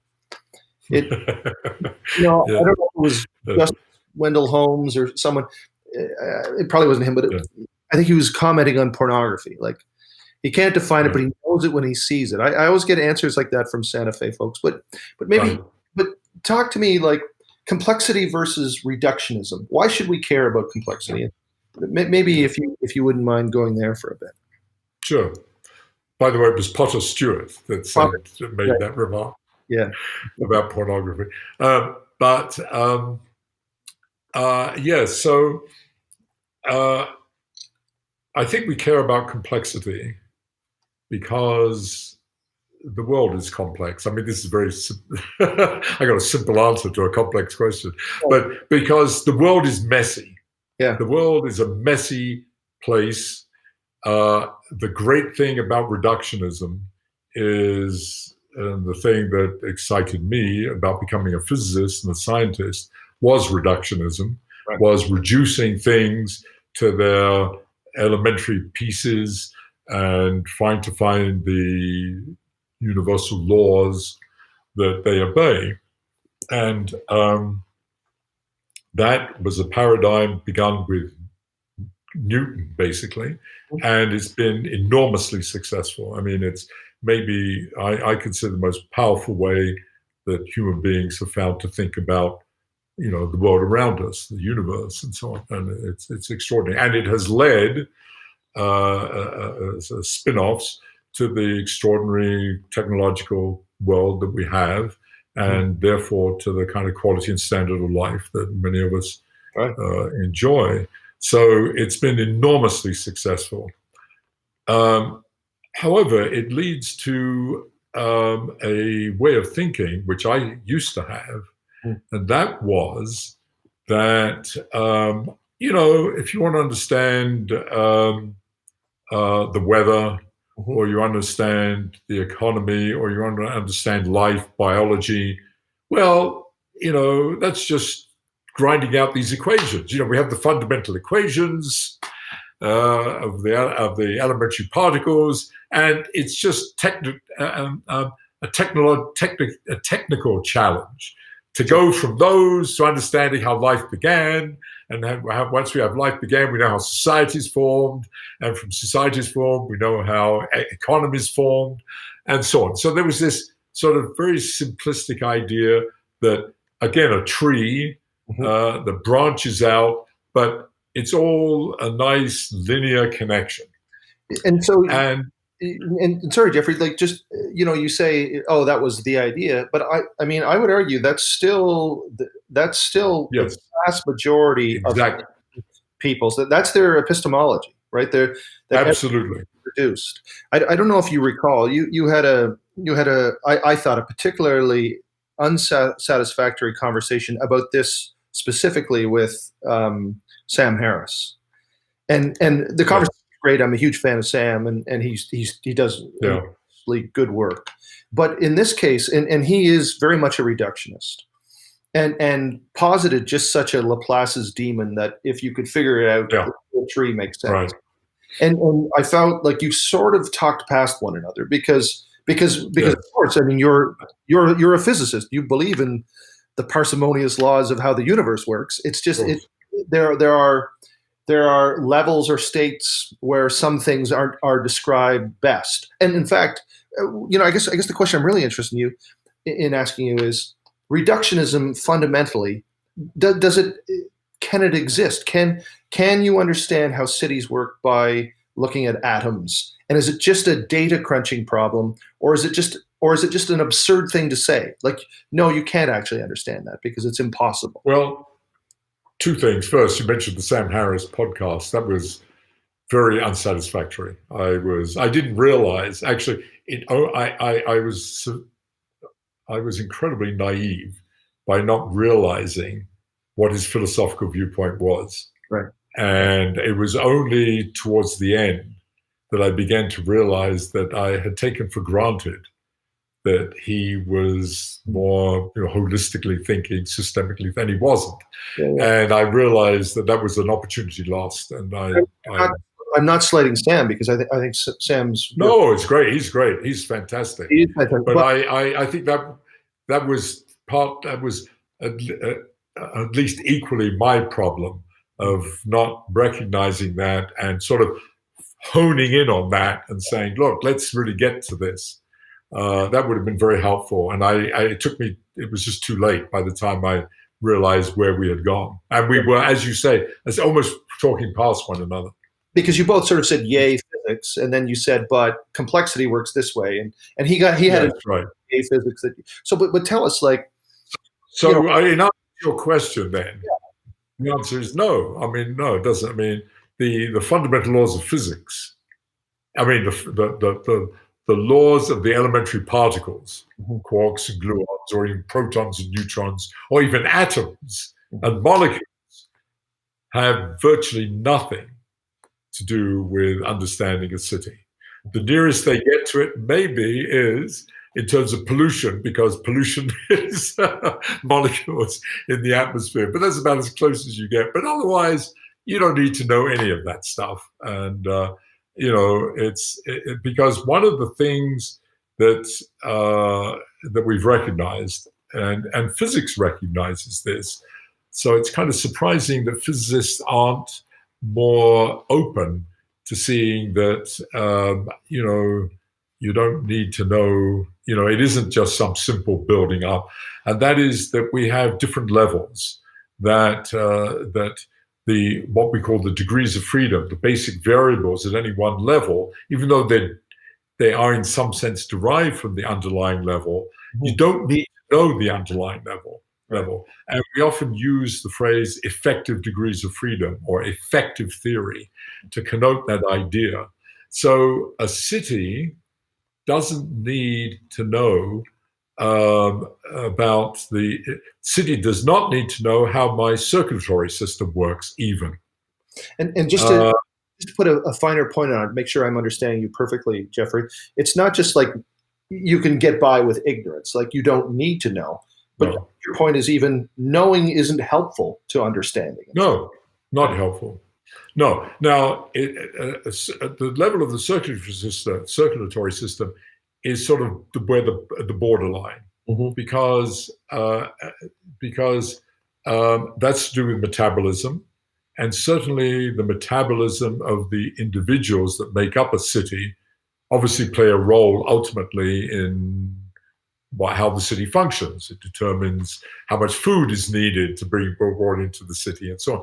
So, so there is a level at which you need to begin, and it's a matter of judgment in terms of what is the question you're asking, of course, about a city. As I said, if you're asking about transportation of food to the city, well, it's probably good to know a little bit about metabolism of individuals.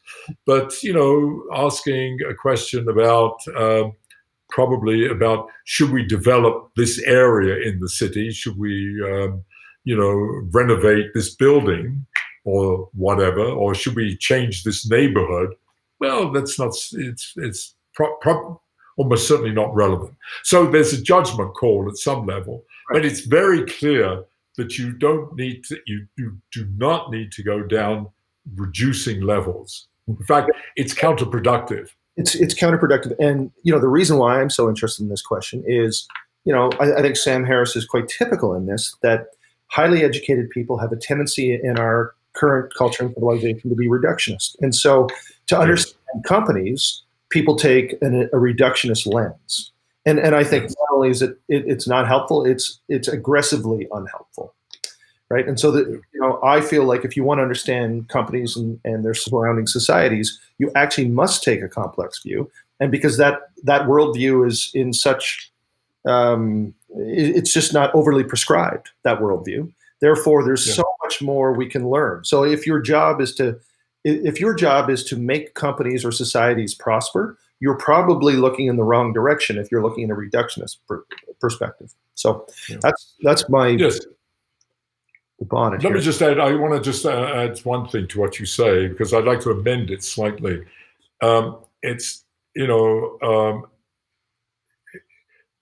for me to think about the human body or about animals, I have to reduce it to the cells. So that's again going to, but I don't really need to know about the molecules of the respiratory complex that is producing ATP. Right. But there is some level at which you do need to reduce it, but then you need to think systemically about the whole thing, and there are all the various parts interacting with each other.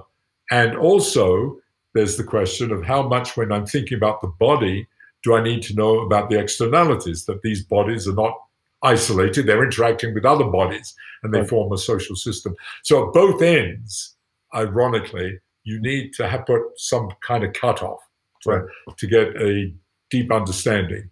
Right.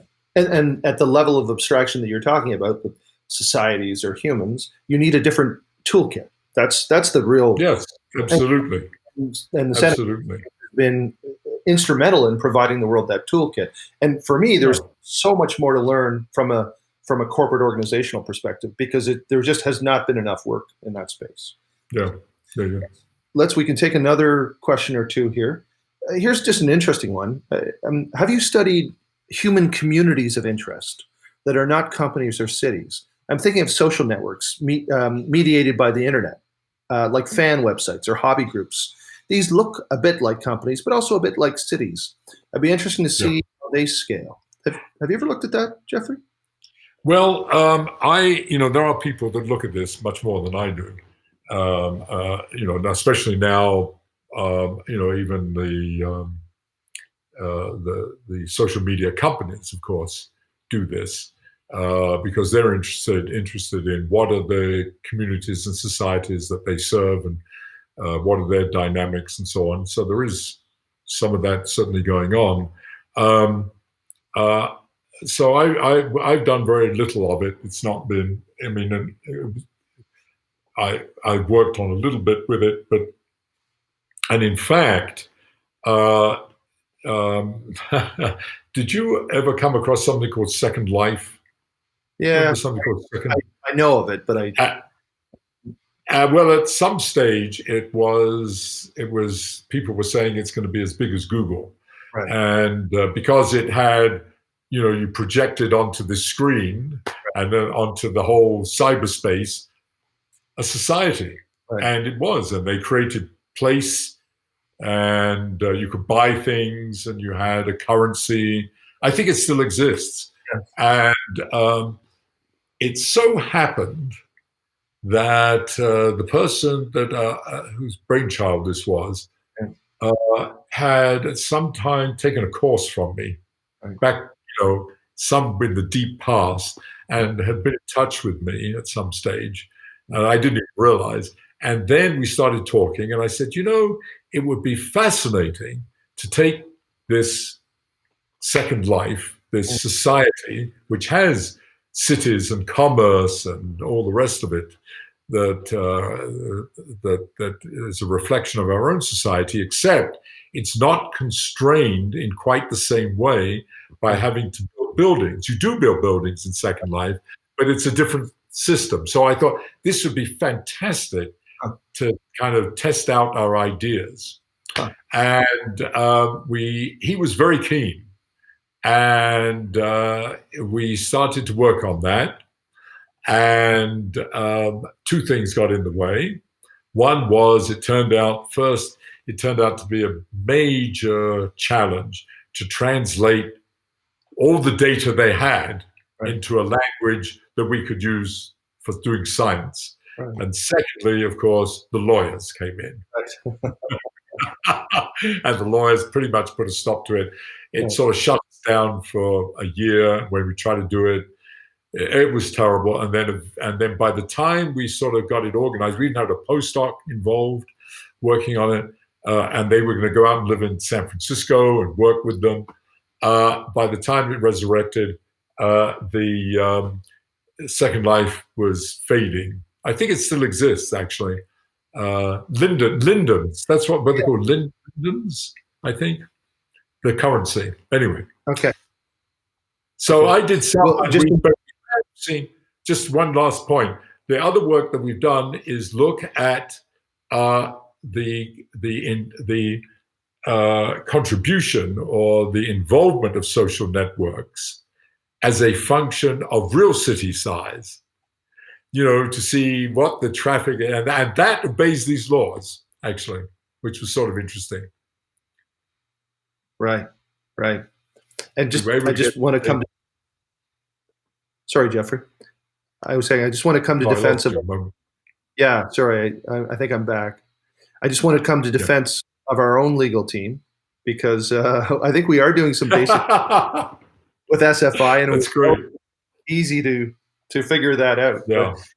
No, But that's great because of Second Life, and here you and I are having this social connection mediated by technology, and we talked about post COVID. There's a physicality to this sort of rubbing yes. along that is the genius of cities. Can technology supplant that? Like, can we actually get all Yeah. of the good without this deep sleep through technology? Do you have any thoughts on that?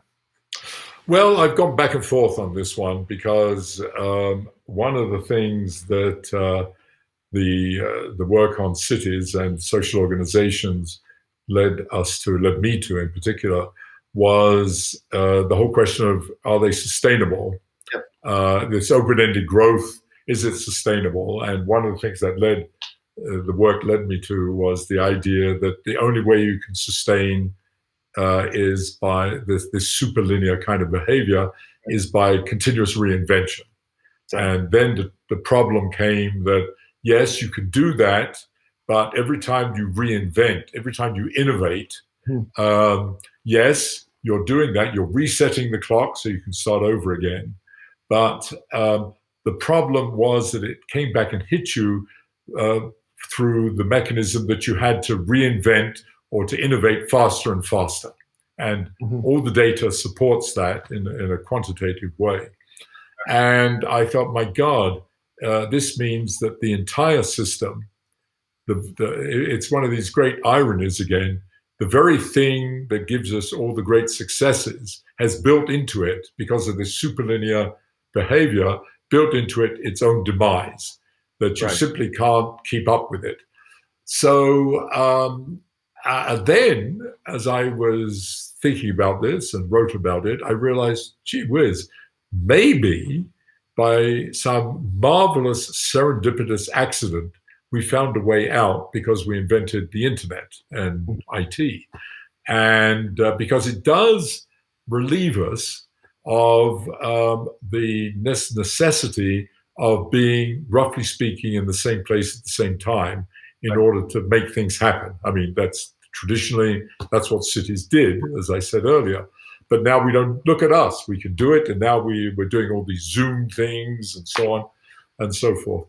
And so I thought, gee whiz, that is the way out. And in fact, I kept getting interviewed about, well, is the city going to die because now people don't need to live in the city? And you can do. So here's my answer to that. First, that thing, don't live in the city. So why is it that Larry Page and Sergey Brin and Jeff Bezos and all the rest of you guys don't live on the top of a mountain somewhere, on the top of some beautiful mountain, and so on? You don't. You live in cities. I don't know. You live in a small town, relative, but you live near a big city. But they don't. And in fact, Silicon Valley has gone exactly the opposite direction. It was suburban. It was horribly suburban, by the way, because I know that area very well. But it was quintessentially suburban. And what is happening is that they're now, all those suburbanites in Silicon Valley are moving into San Francisco and taking over San Francisco. And from many points of view, destroying San Francisco, but that's another issue. I mean, that's a cultural issue. But the point is that instead of what you might have thought, that because of this, we don't need to be physically together, we don't need to be physically in a place, we could all disperse and live on a lake, next to a lake, or up in the country and on the top of a mountain. Quite the contrary. Everybody is still sucked into the city, attracted to the city. So what I concluded from that was that, yes, cities have, it's almost now in our DNA that we need to be physically near people. We need to viscerally do it. What we're doing now is fantastic, but it ain't the same. Right. It's two-dimensional. It lacks soul. It lacks something very special, and it lacks the four-dimensionality of real life, namely the third dimension. I can see all your twitches. I can physically smell you, potentially. I can touch you. And time is taking place. Here it's sort of timeless. And so I have reversed myself. I don't think I think we still need cities in that sense. So our listeners who know we're approaching hour 2 may not think we're timeless, but there we are. Oh, yeah. I do have some thoughts on this, though, Geoffrey, and I actually think there will be a fundamental change of how we approach cities. I think you're right. I think they're in our DNA.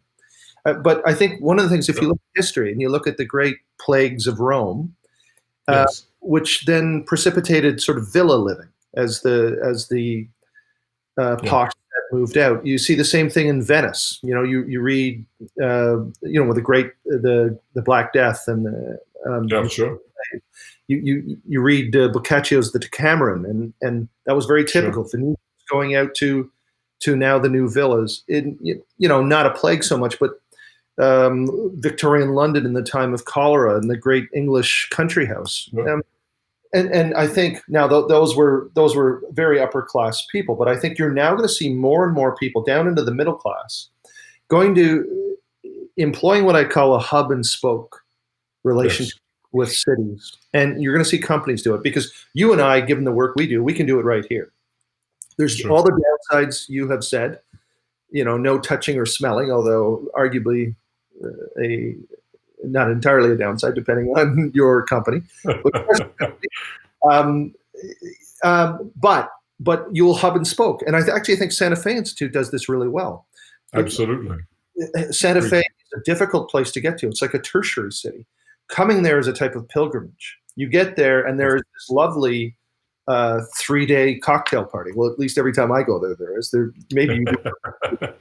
And there's all those accidental meetings with interesting people, right? And so I actually think more of the world is going to adopt this sort of fractal Santa Fe style community of hub and spoke. And potentially get all the benefits of this mountain and lake living you're talking about, but all the creativity, the flourishing, and the wealth creation, the ingenuity that cities provide as well. Yes, no, I completely agree with that. I didn't mean to imply that the city is going to be everything's going to be concentrated. Quite the contrary, and in fact, the COVID-19, of course, accelerates that. Right. But, so it's there'll be the city will. So the point is, the city will still be a major hub, a major center. It will still be vibrant, but there'll be something yet to evolve that is not quite suburb, it's not quite city, and it's not quite country living. But there will be, these things will be more developing, and because one of the things, in the 19th century, the turn of to the 20th century, there was, of course, the great invention of the garden city, and which gave rise to suburbia. That's what suburbia comes from this idea of a garden city, highly planned, highly structured, separating work from play, and so on. And that it turned out to be, whoops, it says automatically leaving. Yup, I'm still here. I have to press.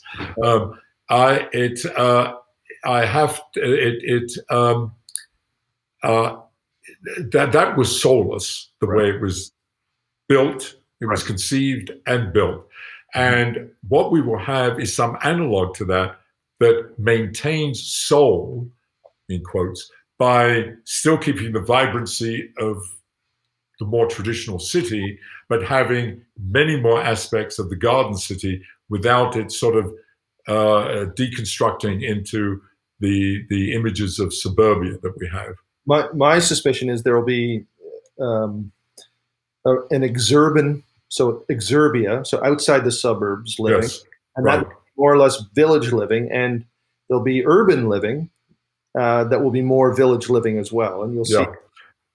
And the unsaid thing here, of course, is as we talk about a class of people who can make their living with this computer and our mind. Yes, we are purposely, whether we're admitting it or not, leaving behind another class of people to the city. We're saying that when pandemics come, you are going to have to suffer because we are going to go off to the villa here, and that absolutely will problems. No, so I think it's fraught with problems of inequality and class and so forth. And how we deal with those, I don't know, because they're huge. And the other thing that it brings up is the whole question of transport. How are we going to make this happen in terms of transportation and all the consequences that has? So, well, there's a lot there. There's a huge amount we could talk about there, but I guess we're near the end. I guess we could, Do you have? So I have. There's a bunch of other questions, but they all ask sort of the same thing, which is, do you have any recommendations? I know that's a dangerous thing to ask a physicist.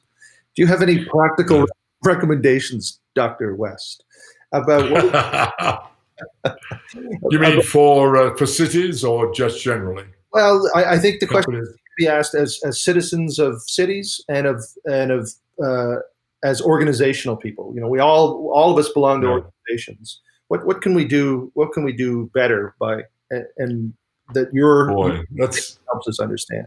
it's very hard. That's a very hard question, of course, to answer. I mean, there are things that we've already touched on, like which are very practical, maybe, but things like in order to the nature of companies, for example.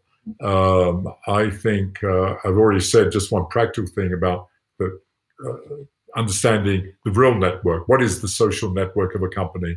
But that also begs the question: what is a company for? Right. And a company is, of course, the efficient mechanism that society has developed to distribute goods made by artisans. I mean, that was sort of its origins, and then in some ways it still is that, except it's scaled up tremendously.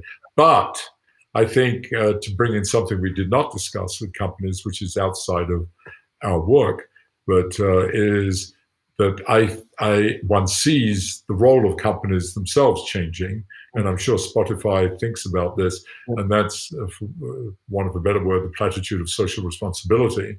That you're not just there to make profits, but you're there to be like a city is, in a way. I would a little bit that you're facilitating things in people's lives, and you have a certain responsibility in doing that. You don't just make things to make a profit, but you need to think through what is this doing for the citizenry, so to speak, and in terms of maintaining social cohesion, sense of worth, and so forth. So, Interestingly, I don't think you get there by being an altruist. I think you get there by understanding how ecosystems work, how yeah. complexity works, and how all things are interconnected through networks. Yes. I don't think No. and I think you go the other way to pure profit seeking through, you end up with sort of a Friedman-esque shareholder theory through actually a reductionist epistemology, right? No. It's No. so No. your starting point of your foundation of how you think the world works is really important in terms of the moral decisions that you end up with. Absolutely. No, in fact, I was going to say about that, instead of seeing, a company with a big box around it, rigid walls, so to speak, and then these things connecting it to consumers, Right. Is seeing it much more as part of the system. So it is very much a complex system viewpoint, that you are part of a system, and and in fact, you're trying to maximize profits is actually part of that system. And so thinking of social responsibility in that sense, social responsibility meaning that you understand that you are connected to all these various aspects of society, that in no way is antithetical, obviously, to making profits or to being a capitalist. Obviously, I think there's an economic model that is emerging. I haven't seen it actually fully given birth to, but this whole idea of stakeholder theory, that instead of map, you say like this hermetically sealed box, it is actually a network and it's nodes, and that's the more right. companies are touching more nodes while giving more benefits and taxing more lightly, right? And that's an environment where you can be a highly profitable and successful company, but there's measurable good that you're also doing, right? And again, that's not altruism. I think that's a better holistic understanding of how economies work. Sure. And I think, the obvious cases of social media companies, where they clearly, that you cannot sort of put a box around Facebook or Google with rigid walls, and not see that it's part of the whole, as you say, ecosystem, the whole socioeconomic ecosystem, and the company needs to recognize that and act accordingly. Right. Part of its Again, culture. I think Its culture needs to be part of its culture.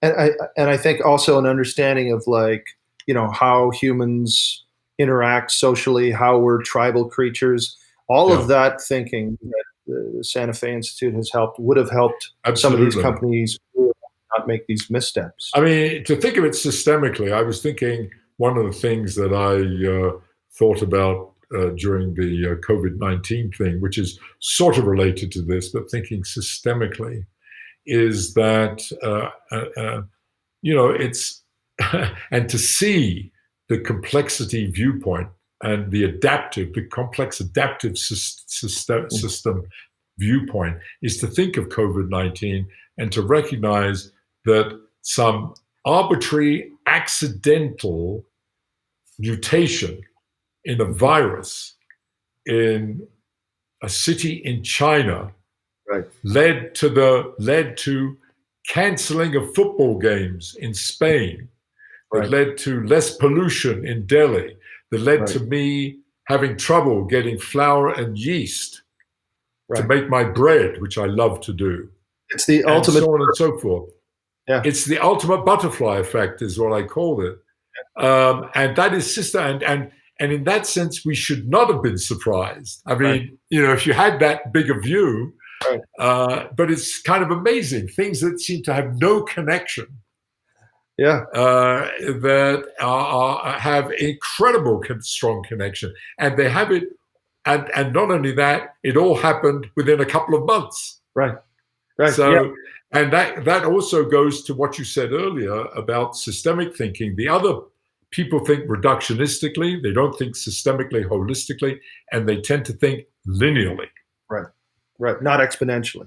Not exponentially, and that is crucial. What the word exponential in the colloquial vocabulary usually means it's going very fast, which is not what can be part of exponential, but it means so much more with extraordinary consequences if you don't understand it.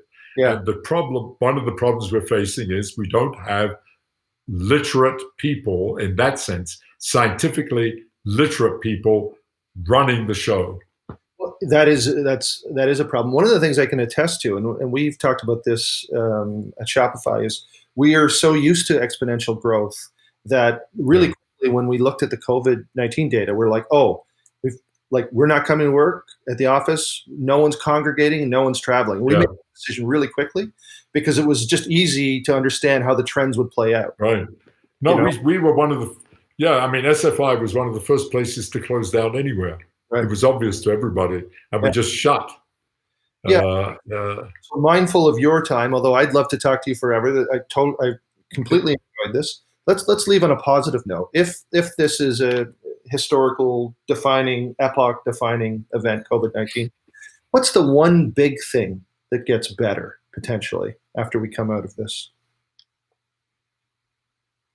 Well, I'd like to think, going back to the beginning of the conversation, that it enhances social connectivity across the globe, that there is a recognition, so to speak, that we're all in this together, that we're all inevitably connected, and that we need to have that as part of our consciousness, that we're, to use again another platitude, tribalism has its place, by the way. I'm not, certainly has its place, but one needs to see it again in this systemic way. It's integral part of the whole, that one is a citizen of everything from your family to your company, to your city, to your state, to your country, to the globe, and that we have those, and we need to recognize that. So I hope that comes out of it, and the great interconnectivity, and associated with that, which is not something that's going to come out of it, but is the great unity of all things. Well, the grand moral theory of scaling laws, courtesy of Yeah. Geoffrey West. Jeff, thanks very much. But I really, really enjoyed this. So good, me too, Toby, and I'd love to talk again, and we can talk more anytime, obviously. I'm sure we will. And I appreciated it very much. I enjoyed it immensely. It doesn't seem like more than, I'm just looking up the clock down below here, more than 2 hours. Exactly. Gosh.